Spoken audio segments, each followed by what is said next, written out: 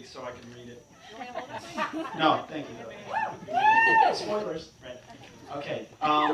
Well, Liz sort of was saying what I was saying. Thank you for everybody coming. Thank you to the DJ and to the whole staff here at this facility.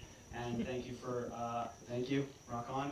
And thank you to the photographers and to the musicians. That was beautiful. That was beautiful today. Thank you. I also wanted to give a little thank you to Liz as well and Matthew, Carolyn's nephew, for relieving me of my prestigious duty of carrying and handling the rings, which was unexpectedly and serendipitously taken away from me after I was deemed unfit to perform. Thank you. Thank you. John, Carolyn, well, when we start off, John, I want you to do something for me, Carolyn, too. If you could, John, if you could take Carolyn's hand real quick and just hold it. It doesn't have to be the ring hands, obviously. You just hold it and raise it up in the air. And John, I want you to, yep. I want you to look into your eyes, and John, I want you to remember this moment, John. Jonathan Scott Weber, Carolyn, Marie, right? Yes. Marie, Sax Weber. John, I want you to cherish this moment right here today, because John, this is the last time, this is the last time that you will ever have the upper hand.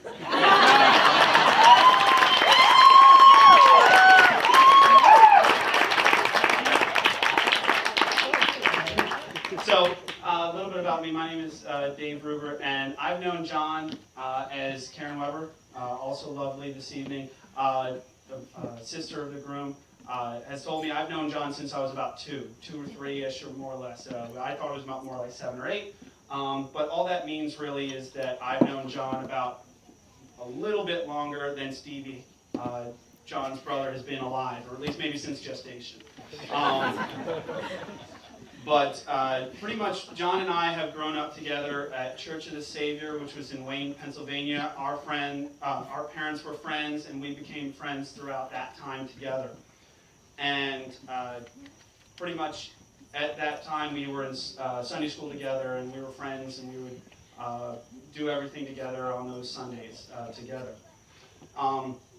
But then came the dark times, the times during about middle school or so. He went to Valley Forge, I went to TE, and these were what I call the dark times, because these were the times I had to fill in the void of the times that John and I were not together. And I had to fill them with other friends and other people who I have still kept in contact, but also filled it in with other friends to go to houses to, with other football toy chests, inside joke. But pretty much those times. However, it came about at the end of middle school. One of our small groups through the church, through a man named George Renda, who most of you don't know, he formulated a group that went to the Yucca Gainey whitewater rafting trip, and we had it all together. It was the first time I'd seen John in probably like 2 or 3 years or something like that.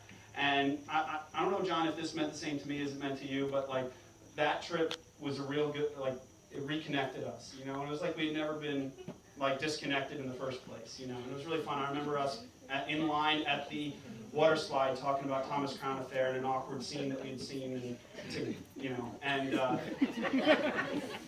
I just remember being like, oh. Okay, but these, you know, it was just the conversation we had at the Yogi Bear camp site was the real sort of pinnacle of my time there. Whitewater rafting was sort of meant,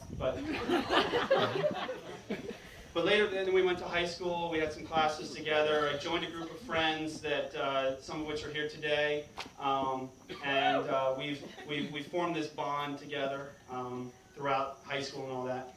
And without this, you know, I don't think without this group of friends we wouldn't have met Carolyn. And I'm happy that this fate had brought us all together.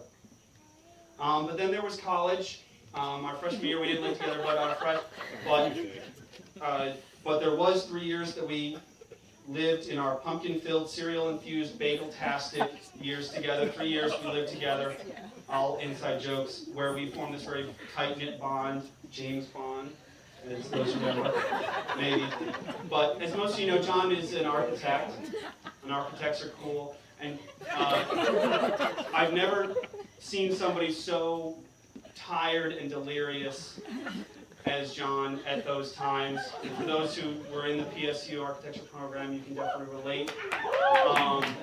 I give you all the props in the world for all the devotion to it. But, specifically John, we lived in North Halls, which is right across the way, and all he wanted to do was sleep. And as we know, he was a heavy sleeper, and much to my chagrin, would sleep through his alarms. But, yes, good luck, Carolyn, with that. But boy, did he deserve his sleep with that. Yep.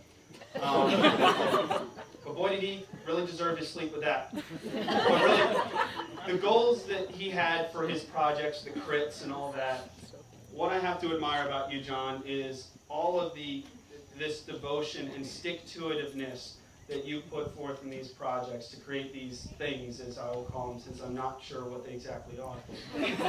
Okay? And I think a lot of your peers and other professional staff saw this in your work.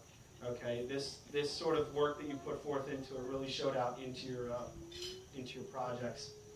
And really, also during my time with John, I learned a lot from him, and not just about his academics, but really about culture.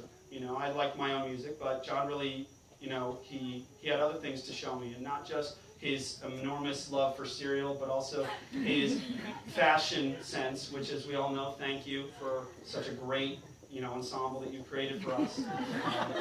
The Groomsmen, of course, which everybody was looking at.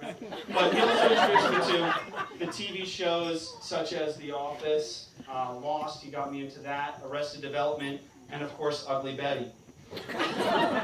In other novels, he got me into graphic novels like The Walking Dead, Bone, The Watchmen, and of course, 50 Shades of Grey. Oh wait, was that you? Wait, that was Oprah, I'm sorry. Listen, I'm sorry, my mistake. Right. No, that wasn't him. Okay, and then also music like Coldplay Muse and Cookie Monster. Games like Settlers of Catan and Monkey Island you got me into, even though I'm very old school NECA. But really, John, you taught me so much during that time. A lot of fun stuff that I still love today. And you're the bestest roommate, friend that I could have ever asked for during that time. Afterwards, and sort of during, our friends always had our own little shindigs, but eventually John and Carolyn did meet. We tried to get them together, at least just to meet for friends. And I remember I threw a party at my house, my parents' house. Yes, Mom, that's why the French horn was missing that one time. But I just remember, John, one of the first things you said was like, oh, so that's Carolyn.